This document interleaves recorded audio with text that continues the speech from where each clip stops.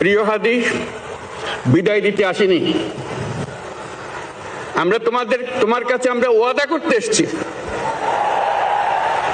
তুমি যা বলে গেছো সেটা যেন আমরা পূরণ করতে পারি, সেই ওয়াদা করার জন্য আমরা একত্র হয়েছি।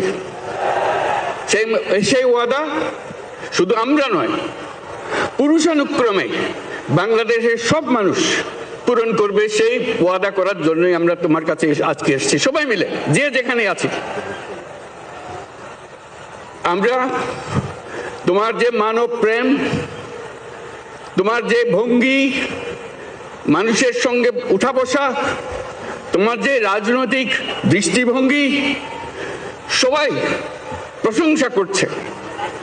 সেটা আমরা মনে প্রাণে গ্রহণ করছি, যে এটা যেন আমাদের মনে সব সময় জাগ্রত থাকে, আমরা সেটা অনুসরণ করতে পারি। তুমি আমাদেরকে এমন এক মন্ত্র কানে দিয়ে গেছো, সেই মন্ত্র বাংলাদেশের কেউ কোনোদিন ভুলতে পারবে না, এবং এই মন্ত্র চিরদিন আমাদের কানে বাঁচতে থাকবে।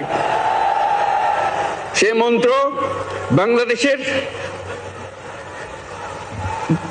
বড় মন্ত্র হয়ে আমাদের জাতির সঙ্গে সংযুক্ত থাকবে।